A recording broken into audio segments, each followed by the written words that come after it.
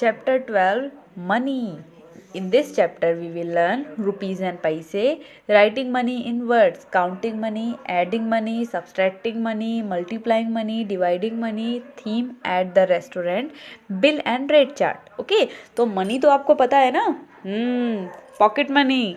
तो अब इसको हम पढ़ते हैं कि किस तरीके से हम इसको काउंट कर सकते हैं और नई नई नोट्स जो होती हैं हम उसको कैसे रीड कर सकते हैं. हमें कैसे पता चलेगा कि कितने पैसे हैं, हम कोई चीज़ परचेज कर रहे हैं तो हमें कितने पैसे वापस मिलने चाहिए. Okay, so Indian currency contains notes and coins. अब आपको पता है इंडियन करेंसी में नोट और कॉइन्स होते हैं ना, सिक्के और नोट होते हैं. Observe the given Indian currency and right there values. अब यहाँ पे देखिए कुछ कॉइन्स और नोट्स दिए हुए हैं, उनको आप पहचानिए और उसके जो भी इनकी वैल्यू है वो लिखनी है. जैसे 1 रुपीज़ का इन्होंने ऑलरेडी लिख दिया है, इसके बाद है 2 रुपीज़, इसके बाद 5 रुपीज़, 10 रुपीज़, ये तो आप अच्छे से पहचानते हैं. और नोट्स भी देख लीजिए, जितना उसमें दाम अंकित है वही वाला है, मतलब कि जितने उसमें रेट चढ़े हुए हैं, मतलब कि 5 मतलब 5 रुपीज़ नहीं है, 10 rupees, 50 rupees, 100 rupees, 500 rupees. Okay, ये है. तो ये वाली करेंसी तो खैर कुछ कुछ बंद भी नहीं, ये वाली नहीं, ये तो चालू है, मगर कुछ कुछ पुरानी जो करेंसी तो बंद भी हो चुकी है ना.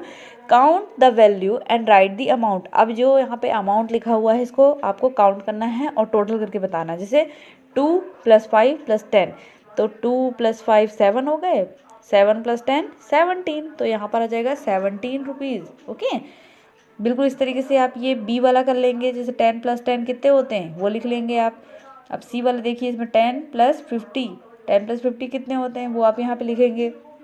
डी 100 + 500, ये कितने होते हैं इनको भी आप टोटल करके लिखेंगे यहाँ पे सामने. Okay, after that we are coming on this. Let's start rupees and paise. अब यहाँ पे देखिए रुपीज़ एंड पैसे को कैसे डिवाइड किया गया है. Notice the point dividing the whole rupees from the paise, है ना. तो एंड सेकेंड, वी नो 100 पैसे make 1 rupee in money, 2 digit will always be return after the point.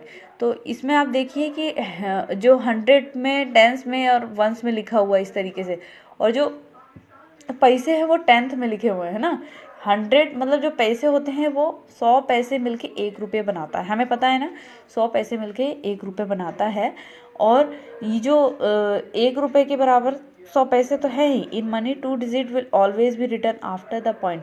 तो जो हम मनी में जब लिखते हैं, अगर पैसे को हम लिख रहे हैं, अगर हमने 1 रुपीज़ लिखा और हमें 50 पैसा लिखना है तो 1 के बाद हम एक पॉइंट लगाएंगे, इसके बाद हम लिखेंगे. बिना पॉइंट के हम पैसे को मनी के साथ नहीं लिखते कंटिन्यू.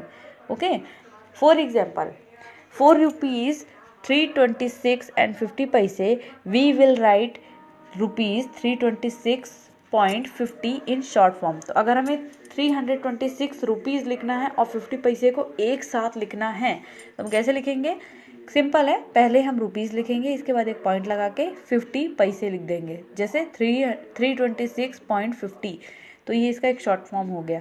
तो इससे हमने दोनों रुपीज़ एंड पैसे को दोनों एक साथ भी लिख दिया और देखने वाले को भी समझ में आ जाएगा कि कौन सा रुपीज़ वाला है, कौन सा पैसा है. जो चीज़ राइट साइड में है वो पैसा है ना. पॉइंट के जो राइट साइड में है वो पैसे वाला अमाउंट है, और जो पॉइंट के लेफ्ट साइड का अमाउंट है वो हो गया रुपीज़ का, है ना. तो इस तरीके से सामने वाला जो भी देखेगा वो समझ भी जाएगा. Example 2, 4 rupees 400, we will write 400 is short form.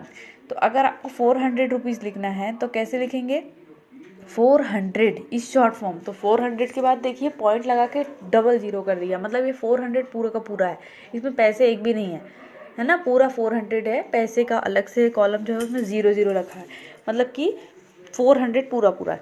तो इस तरीके से भी लिखते हैं हम, ये शॉर्ट फॉर्म है एक. Remember when using the point in money only the unit rupees is return, this is return before the numeral. Okay, तो जब भी हम पॉइंट लगाते हैं किसी भी मनी में तो हम रुपीज़ को लिखते हैं सबसे पहले. ओके, और ये हमेशा न्यूमरल के पहले लिखा जाता है. जो रुपीज़ वाला एक सिंबल देखिए आप दिख रहा है ना, एग्जाम्पल 1 एग्जाम्पल 2 में, ये जो रुपीज़ वाला, ये रुपया वाला है, जो इंडियन करेंसी का रुपया है ना, हम ये लिखते हैं. तो ये हमेशा आपको रुपीज़ के पहले ही लिख देना है. जैसे 326 था तो इन्होंने देखिए यहाँ पे रुपीज़ का एक साइन बनाया है ना, ये वाला साइन जो है आपको हमेशा जब भी आप अमाउंट लिखेंगे तो आपको जो भी आप पैसे लिख रहे हैं उसके सबसे पहले, मतलब रुपीज़ वाले, पैसे के बाद नहीं, रुपीज़ के पहले, मतलब रुपीज़ 326.50 इस तरीके से लिखना पड़ेगा. है ना। तो इसको हमेशा आप आगे लगाएंगे, न्यूमरल के आगे लगाएंगे, रुपीज़ वाला जो साइन है। ओके, तो बिल्कुल इस तरीके से आप ये एक्सरसाइज 12.1 करने का ट्राई करेंगे। This is your homework for today, so do it students.